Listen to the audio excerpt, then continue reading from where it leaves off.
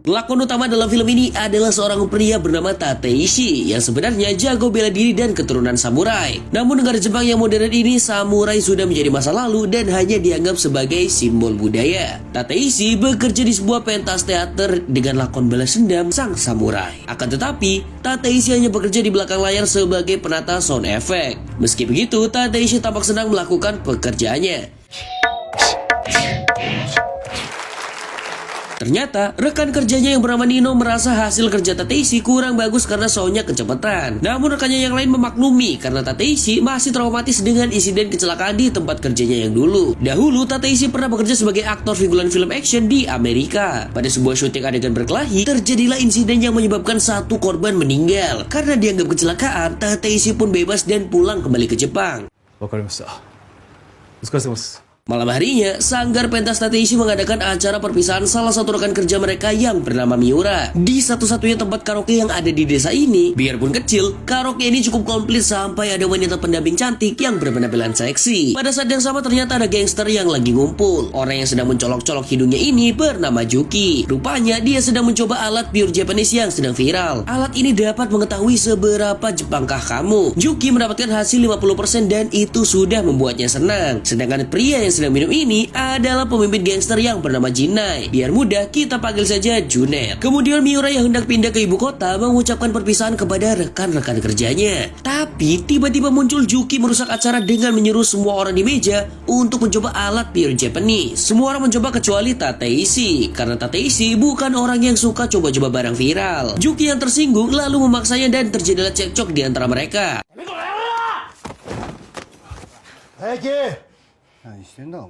Junet pun segera menghentikan cekcok yang tidak perlu ini, lalu mentraktir semua orang sebagai permintaan maaf. Tateishi memilih untuk pulang dan ketika di rumah dia melakukan ritual seorang samurai. Ya kalau kita mungkin seperti mandiin keris lah ya. Keesokan harinya kita akan bertemu tokoh lain, yaitu seorang kakek bernama Wagiman dan cucunya Ayu tapi bukan Ting Ting yang masih siswa SMA. Meskipun berwajah polos, Ayu ternyata bekerja sampingan sebagai wanita pendamping di bar karaoke yang kita lihat sebelumnya. Ternyata tadi malam geng Junet meminta tolong Ayu untuk nembung ke kakeknya agar mau menjual tanah warisan kepada mereka. Ayu mencoba menanyakan lagi kenapa kakek Wagiman belum mau menjual tanah warisan itu. Padahal Ayu ingin kuliah di UGM dan tentu perlu biaya untuk bayar UKT dan juga kos-kosan. Wagiman tetap kekeh pendirian karena pihak-pihak yang hendak membeli ini adalah kumpulan orang yang serakah dan korup. Adegan berpindah ke kantor Junet di mana ia sedang pemanasan. Dari suara tinjunya saja, kita bisa tahu kalau Junet ini jawara yang sangat jago berkelahi. Mereka kemudian membahas progres proyek pemandian air panas yang baru saja mendapat investor baru dari Cina. Akan tetapi, satu lahan yang belum terjual yaitu tanah milik Wagiman. Si rambut jamur yang tidak salah apa-apa dijadikan samsak tinju oleh Junet. Dan ia berjanji akan mendapatkan tanah itu bagaimanapun caranya. Beralih ke taman hiburan, di mana Tateishi sedang bekerja memainkan pertunjukan seni bela diri samurai di depan pengunjung. Akan tetapi, saat matanya terkena cahaya silau, ia teringat kembali insiden di Amerika. Ini membuat Tateishi kembali tidak konsen bekerja. Sementara itu di bar karaoke, terlihat Juki datang untuk mengintimidasi Ayu. Kali ini, Juki bermain kasar sampai menjambak rambut Ayu. Tapi tiba-tiba, Tateishi datang dan darah samurainya bergejolak melihat hal ini. Namun kali ini Tateishi hanya bertahan dan tidak menyerang. Buktinya diam saja ketika ditendang Juki. Yang penting Ayu selamat dan Juki segera pergi. Keesokan harinya di kediaman Wagiman datanglah Juki dan komplotannya. Ternyata mereka menaruh sampah dan barang rongsok di halaman Wagiman dengan maksud mengganggu sampai Wagiman setuju untuk menjual tanahnya. Wagiman pun pergi ke kuil untuk berdoa dan memohon petunjuk. Di sana ia melihat Tateishi sedang latihan bela diri. Adegan beralih ke balai desa di mana Pak Kurosaki sedang melakukan kampanye tentang pentingnya pemandian air panas agar kabupaten ini bisa go internasional. Ternyata masih ada warga yang menolak. Terlihat dari poster yang dipasang ini. Di kantor, Tateishi naik pangkat menjadi aktor pentas menggantikan Miura. Walaupun masih sering salah, si manajer senang dengan ketekunan yang ditunjukkan Tateishi selama bekerja di sini. Kemudian, Tateishi melakukan latihan perdana bersama rekan aktor yang lain. Tidak sia-sia sering berlatih di kuil karena Tateishi tampak lihai menggunakan pedang. Selanjutnya di bar karaoke, Ayu mengucapkan terima kasih kepada Tateshi karena telah menolongnya kemarin. Dan sebagai hadiah, dia memberi pure Japanese yang viral untuk Tateshi. Saat di rumah, Tateshi pun akhirnya mau mencoba alat yang mirip seperti suap antigen ini. Hasilnya 100% madu murni tanpa ada tambahan apapun. Ini hasil yang cukup sulit didapat karena Juki saja cuma dapat 50%. Sementara itu di bar karaoke, Pak Kurosaki sedang marah-marah karena pembangunan onsen tertunda gara-gara kurang tanahnya si Wagiman ini. Mereka pun memanggil Ayu yang sedang kerja di sana. Memang dasar serigala berbulu domba, Pak Kurosaki memasang senyum palsunya untuk membujuk Ayu. Faktanya, kabupaten ini sangat kecil dan tak ada pekerjaan. Sampai Ayu yang masih sekolah bekerja jadi cewek karaoke. Pemandian air panas ini adalah kesempatan menyerap tenaga kerja. Besoknya, Ayu dan kawannya jalan-jalan ke taman hiburan yang bersetting tempo dulu. Hari itu, kebetulan Tateshi pentas perdana sebagai aktor. Pentas berlangsung seru dan Tateshi tampil memukau bagaikan samurai sejati. Hanya saja ketika matanya terkena silau dari pedang lawan, lagi-lagi muncul ingatan masa lalu. Life's but a dream.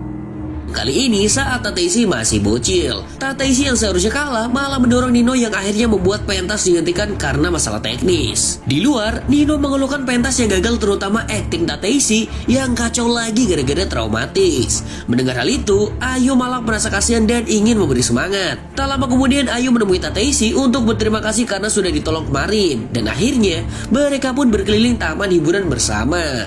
Saat mampir di stand lempar shuriken, yaitu salah satu pisau khas ninja atau samurai, Tateshi terlihat lihai melemparkan shuriken seperti Ninja Hattori, Naruto, dan Samurai X. Saat pamitan di Jembatan Merah, Ayu tak lupa memberi semangat kepada Tateshi. Pentas besok pasti akan berjalan lancar karena Juki saja bisa dia kalahkan. Tanpa diduga, Tateshi menjawab yang tersulit justru menahan dirinya. Waduh, apa nih maksudnya? Keesokan paginya, Ayu ngedumel karena Sama dan Rocksok gak habis-habis ditaruh oleh gangster di halaman rumah mereka. Wagiman lalu mengajak Ayu beribadah agar lebih sabar dan tawakal menghadapi cobaan hidup. Sesampainya di sana, mereka menjumpai Tateshi yang sedang melatih tinjunya. Ayu mulai ngefans kepada Tateshi, akan tetapi Wagiman malah melihat aura yang berbeda dari Tateshi yang menurutnya seperti pembunuh.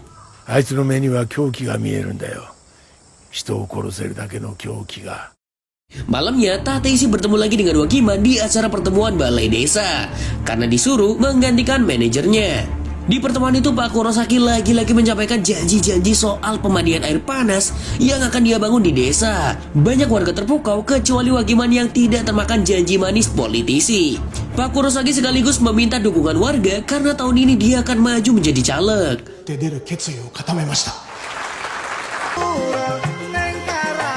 Wagiman lalu mengajak Tateshi ngobrol sambil ngudut Samsu. Dengan gamblang ia berkata bahwa Kurosaki aslinya orang bejat yang hanya mikirin cuan. Itulah alasan mengapa dia belum melepas tanahnya. Sepanjang acara, Wagiman bercerita sambil minum khamar sampai dia mabuk. Saking telernya, Wagiman kesulitan untuk naik ke atas motor. Kemudian muncul cahaya terang dari arah depan dan tiba-tiba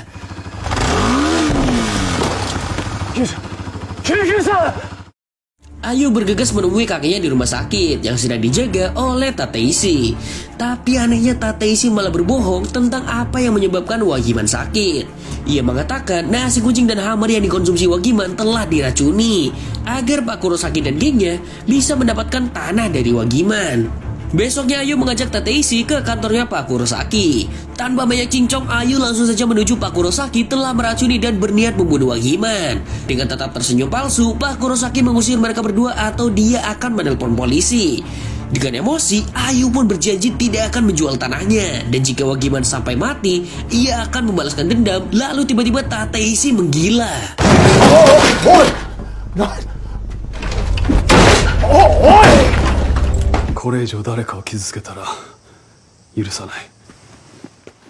Hari itu, teater pentas kedatangan tamu bernama Pachida.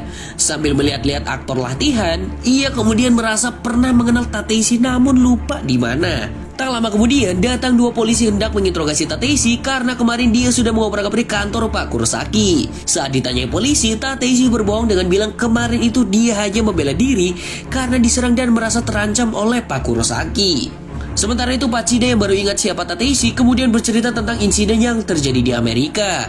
Faktanya, insiden itu tidak murni kecelakaan, apalagi setelah menusuk lawan main, ekspresi wajah Tateshi malah tersenyum puas seperti psikopat. Di sini kita baru mengetahui sisi lain Tateshi yang misterius.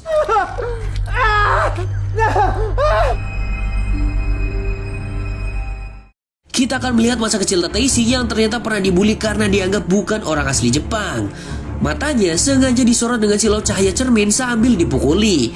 Lalu tanpa sengaja ia mendorong salah satu pembuli sampai pingsan. Makanya setiap melihat cahaya silau ia langsung kehilangan kendali dan seperti ingin menyerang.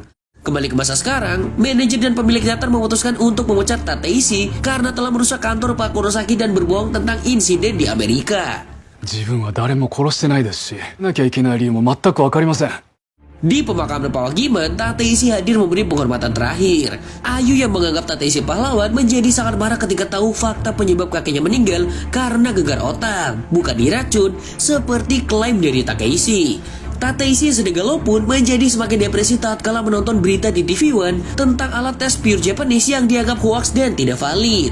Sesampainya di rumah, Tateshi berniat melakukan harakiri alias bundir ala samurai. Namun ternyata dia masih hidup.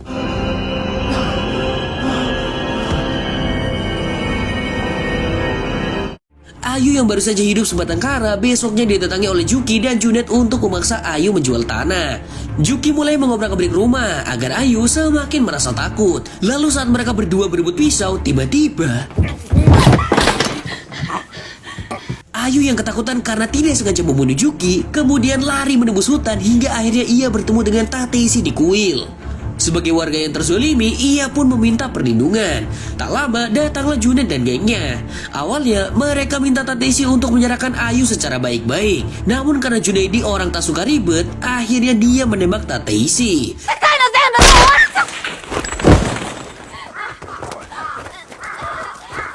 Beberapa menit kemudian, Tateshi yang kita kira meninggoy ternyata masih hidup.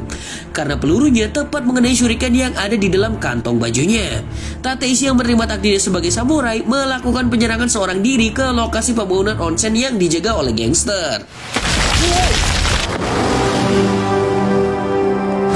Sambil menunggangi motornya, ia melempar bom yang membuat pembangunan terhenti dan melawan kawanan gangster dengan sebilah katana layaknya seorang samurai sejati.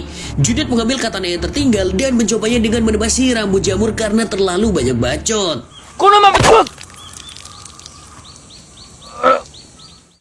Tateshi membawa Ayu ke lokasi pentas teater. Namun, lokasi itu sudah ditebak oleh Junet dan juga gengnya. Kemudian, Pak Kurosaki muncul dan dia dibeli pistol oleh Junet untuk berjaga-jaga. Tiba-tiba, lampu panggung menyala dan Tateshi muncul bagaikan seorang samurai dari masa lalu. Seperti film-film samurai jadul, Tateshi bergerilya menyergap musuh satu persatu dengan pedang katananya, walaupun musuh membawa senpi. Rupanya sebagai gangster mereka masih punya tata krama untuk bertarung satu-satu dan tidak keroyokan. Meski begitu, Tateshi sudah berhasil mengalahkan dua orang. Muncul orang ketiga yang mengarahkan senpinya dan tiba-tiba datang Ayu menembak duluan. Namun tiba-tiba, Pak Kurosaki menembak Ayu sampai terjatuh tak berdaya. Kejadian ini membuat darah Tateshi mendidih. Pak Kurosaki mencoba menembak namun selalu mereset karena dia keweden. Tateshi pun membalas dengan terus melemparkan kunai hingga mengenai Pak Kurosaki tanpa ampun. Tibalah pertarungan terakhir antara Junet, sang gangster berdarah dingin, dengan Tateshi samurai penyendiri yang penuh dendam. Sama-sama lihai menggunakan pedang katana hingga hasilnya imbang.